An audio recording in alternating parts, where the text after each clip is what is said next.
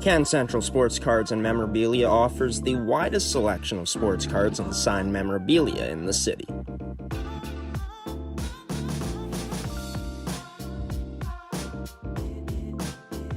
For dedicated casual and new collectors, Can Central Sports Cards and Memorabilia has everything a collector could ask for. Everything we sell is stored with care, and with help from our knowledgeable team, we'll help you find exactly what you're looking for. We carry Upper Deck hockey card brands like Series 1 and 2, the Cup, Ultimate, SPA, and plenty more. So what are you waiting for? Come down to Can Central Sports Cards and Memorabilia, Winnipeg's premier sports cards and memorabilia store.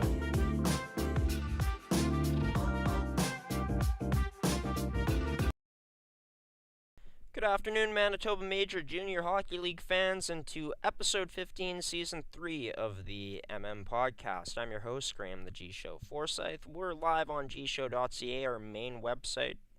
Be sure to check out our Uscreen service, gshowproductions.uscreen.io, to catch all mmjhl games that we broadcast this season. We're going to have a few on tap this weekend on our schedule. We haven't uploaded them yet on the mmjhl's website or on our own service, but that's going to be coming in the next few days. We've been able to broadcast 2 games this week already on Tuesday, as the league had a very light Saturday due to it being Super Bowl Sunday, which saw the Seattle Seahawks, I'll say it, decimate the Patriots' offense.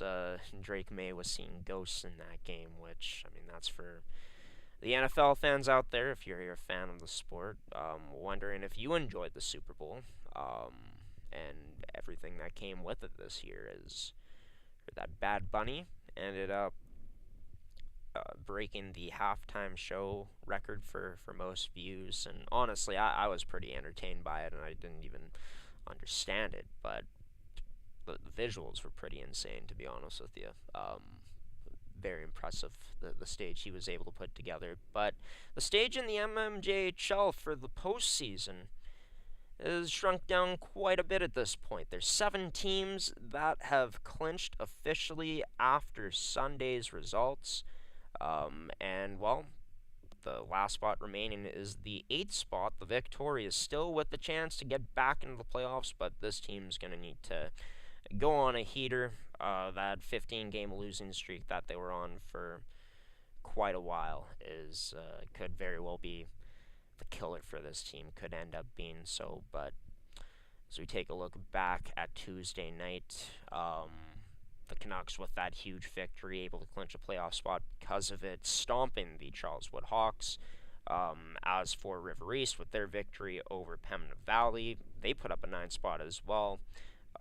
They were able to make it official and clinch a playoff spot, and same with the Fort Garry Twins, who were able to fend off the St. Vital Junior Victorias as the Vics continue to lose in these close games as the season goes along. The battle of the top 2 teams in the league saw Transcona dominate the St. Boniface Riels on the scoreboard, outshot them by quite a bit as well, 37-21. And the last game that we were able to cover, Stonewall and the Raiders Junior Hockey Club, as the Raiders would end up making things close in that second period, but in the end, Stonewall would power through, adding on 2 goals in the third to secure a 5-2 victory, which huge for them, as with Charleswood losing, it gives them a bit more of an advantage to hold on to that 3rd spot in the standings. And who knows, if Stonewall's able to continue the way they've been playing, and St. Boniface continues along the way that they've been playing, maybe Stonewall is able to come away with the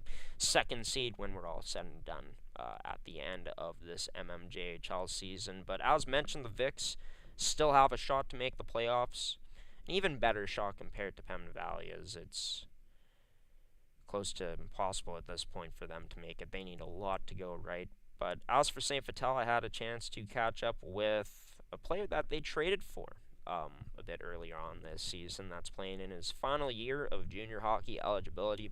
04-born forward in Aaron Bertshinger. Had a chance to ask him not only about what his experience has been like with St. Vital this year since coming over from the St. Boniface Riels, but what last year's championship run was like, being a part of the St. Boniface Riels as they captured their first title since a decade ago in 2014-15. And, for Aaron, before the MMJHL, he played in a lot of other different places leading up to the MMs, so had a chance to ask him about that as well. That's all coming up on this edition of the mmjhl podcast on G Show Productions on YouTube and gshow.ca, our main website. Aaron Bertshinger, number 24 for the Victorias, joins the show next. Victoria's forward Aaron Bertshinger joining this edition of the show, whereas number 24 for the Vics got traded there this season. His rights from the St. Boniface Riels. Take me back to the news that you got that day that the trade was made, that you were going off to St. Vital.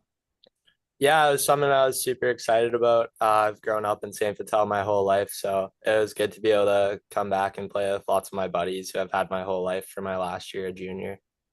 And just being able to get that opportunity to play again, right? Because I know throughout most of the season, when you were still a Real, we broadcasted a few of the games and never really saw you in the lineup. So, how huge has that been in your last junior year to be able to play over 20 games to this point with your new club? Yeah, it's been awesome. I'm having lots of fun playing this year. Enjoying my last year with all my buddies. And I mean, last year, I mean, pretty sweet in your second last year of junior hockey eligibility, being able to be a part of that St. Boniface Riels championship run. Such a special group. Anything in particular stand out about that run? I know that maybe it's all just a blur now, but being able to be a part of Dominance, a team that hadn't won it since a decade prior. Yeah, we had a super dialed in group. It was great to have such a great group of guys around who are all going for the same thing, and I don't think there's anything that could have stopped us.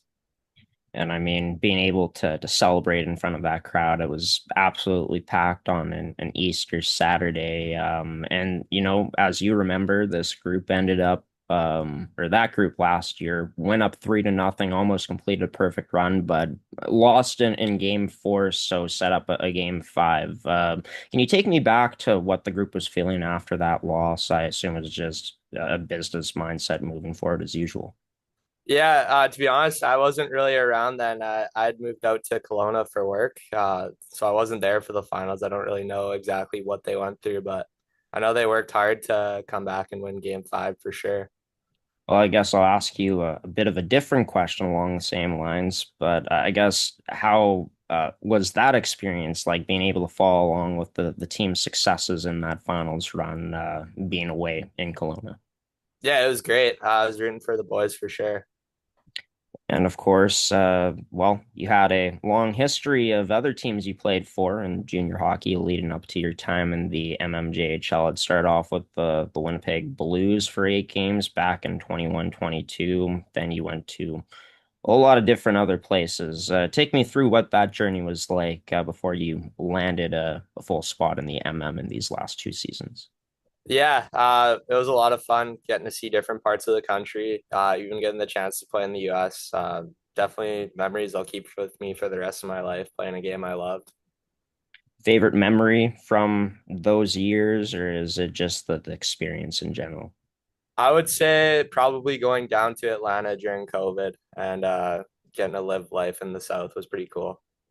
Yeah, something that pretty appealing, I assume, for yourself, being able to get a bit of a different experience from, well, being down here in, cold house, Winnipeg, Manitoba. Yeah, definitely. It was cool for sure. Fast forward into now, you're a part of a victorious team that's very young compared to other seasons, a team that is fighting really hard to try to get back into the playoff picture. Lost in a close one last night. There's been a lot of close losses down the line for this team. But yeah, take me through what this type of experience has been like, in particular, being one of the older guys on this year's squad, being able to, I guess, be a bit of a mentor for the boys. Yeah, it's been a learning experience for everyone. Lots of guys playing their first year of junior. Like you said, lots of games have been super close. Like we're just 1 or 2 goals away. And I think that coming down to the final stretch, if we make it into the playoffs, we'll be able to shock a lot of teams. And I mean, like any competitive team, right? Like you guys feel like you're very much well in it still in the race, like only 5 points out from that last playoff spot right now against the Raiders Junior Hockey Club. You think that that's been special from this group, making playoffs or not, just knowing that this team still believes very much that they can make it to the dance. Yeah, definitely. I know, like for lots of the guys, we have a lot of buy-in on our team. We'd all love to be in the playoffs and play a few more games together, just because we have such a close group that we don't want the season to end short. If it does somehow end with this team not making playoffs for yourself, like you said, growing up in St. Vital, to be able to finish it off with this group in front of a very special crowd and a special place in St. Vital, as it's one of the most passionate fan bases in the league. Is this something you feel like maybe in the end has been, that blessing in disguise to be able to finish your career off here with this group? Yeah, 100%. Like we might not be winning the most games on the ice, but we definitely have the most fun team in the league, and it's been one of the most fun years of hockey I've ever played. And looking back at it, right, that's what you remember, the fun times, the great times that you made with your teammates. And I mean, I think that that has so much value to it. And, excited to see how this season ends for not only yourself, but this VIX team. Going to be watching every step of the way to see if this team can make it back into the playoff hunt and be a playoff team this season. Number 24, Aaron Bertshinger, 04 born forward on the Victorias, joining this edition of the show. Aaron, it's great to finally have you on. I know we've been trying to get this done for quite a while, so happy we could do it today. Yeah, appreciate you having me on.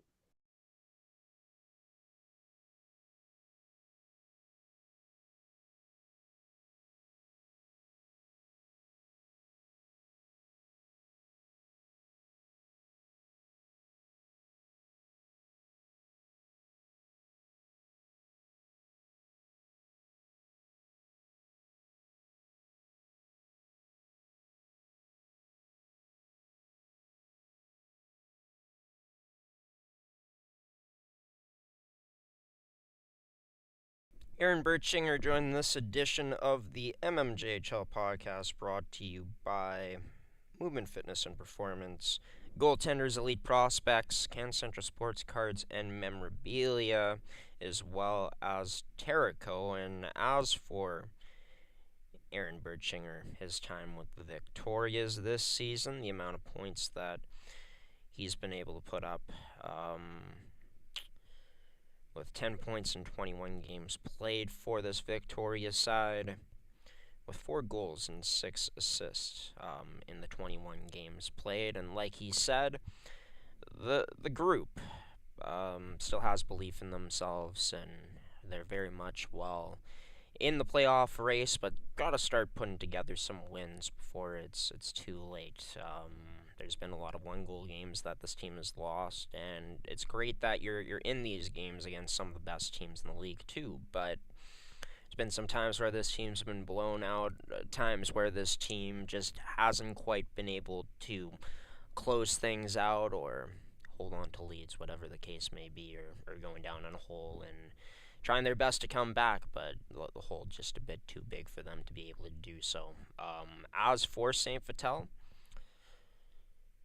their upcoming matchup will be against the River East Royal Knights tomorrow night, as River East looking to make it 2 in a row and looking to spoil the Victoria's party of trying to get back into the playoffs. And like Aaron said, if St. Vital is able to get in, I think that this team isn't going to be a pushover by any means, just given that they'll have a lot of momentum and us against the world type of mentality. But there's only going to be 4 games on Friday, 4 games on Sunday. The Victorias and Riels will be taking on each other on Tuesday night.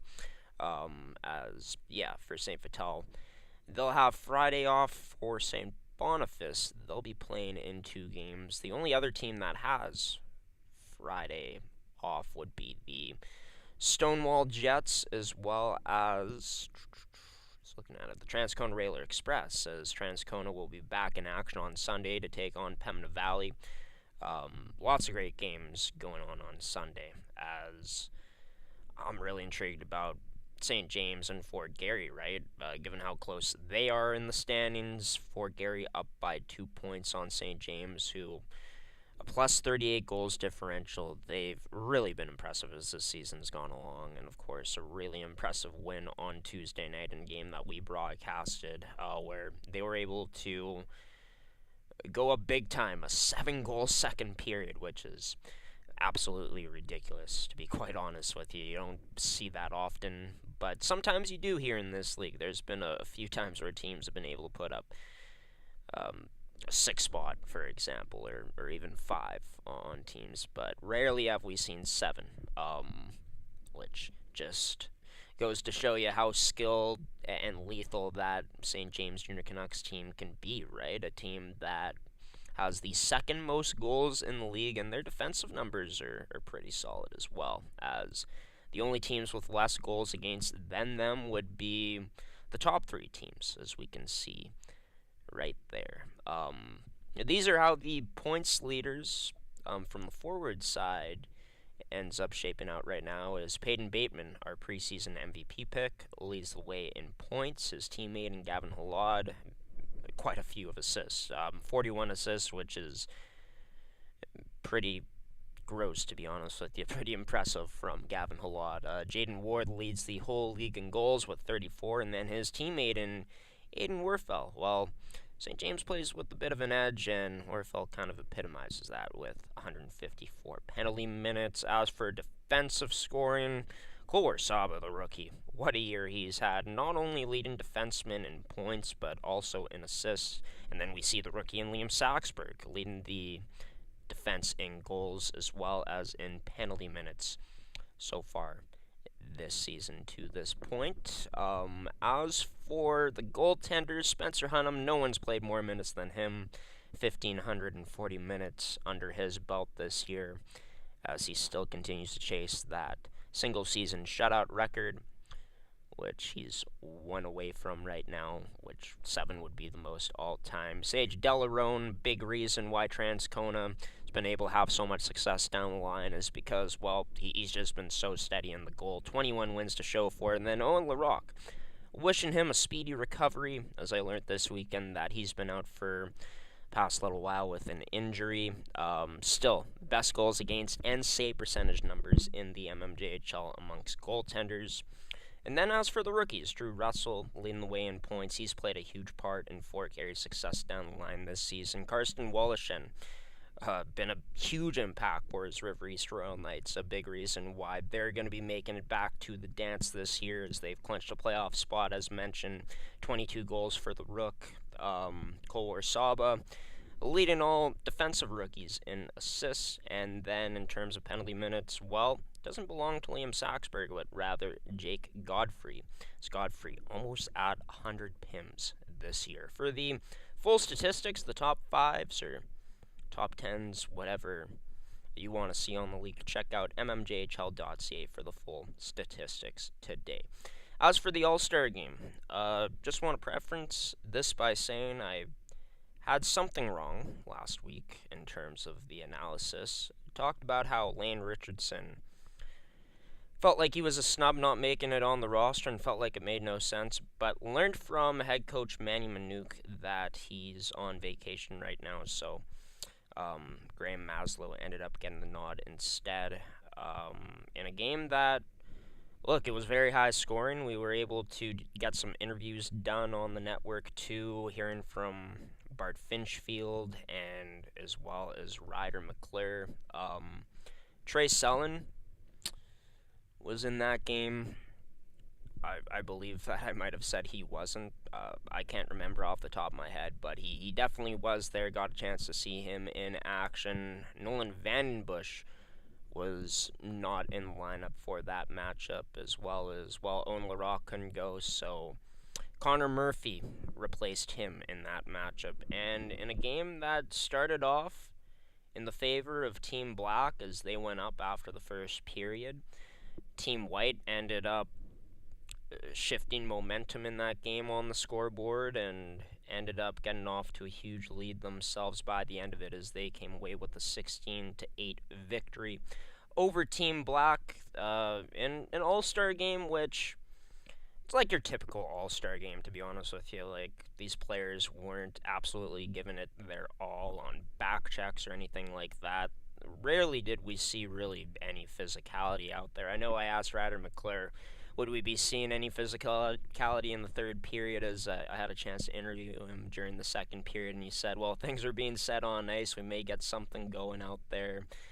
It really depends. And yeah, nothing came to fruition on that end of things, but in terms of your typical all-star game, players trying, fancy plays, dangles, passes that maybe they wouldn't try in normal games. You could see, like, obviously there were some defensive efforts, but more so in an all-star game, it's about, kind of seeing those high scores pile up, right? And that's exactly what they saw. More so, the focus was on the offensive side of things in this game. The goaltenders, all of them got lit up, to be honest with you, in terms of, 16-8 game, right? All offense in that one. But really fun to see the creativity from these players,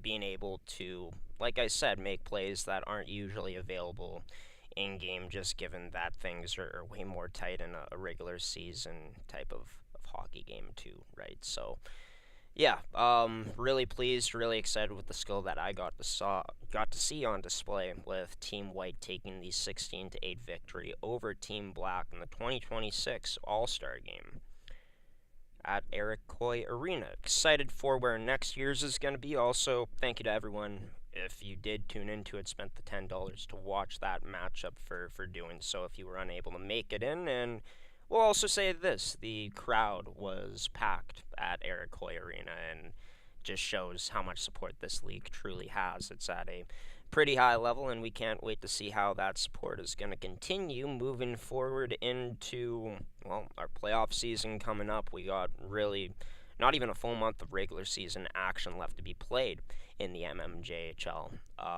As like I said, we're going to have our schedule for you coming out in the next few days for this weekend's action. I will let you know, though, right away, in terms of where we will be on Friday night, as there's only going to be one game that will be broadcasted from our Prairie Sports Network crew, and that will be Pembina Valley at home to face off against the Raiders Junior Hockey Club,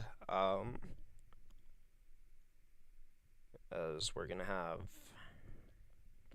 no game for you on Sunday. Or no, sorry. I'm going to be in Pembina Valley on Sunday. In terms of Pembina Valley RJHC, we will not be broadcasting that game on Friday night, but we will have Transcona and PV on Sunday coming up. Check back on our Instagram, as we'll be posting the games that we will be broadcasting, and they will also be posted beside the games that we will be doing on the website as well, coming up in the next few days. And by the way, shout out to Fort Garry, who continued their 5-game win streak with a big victory over Transcona in the lone game on Sunday afternoon. As for Fort Garry,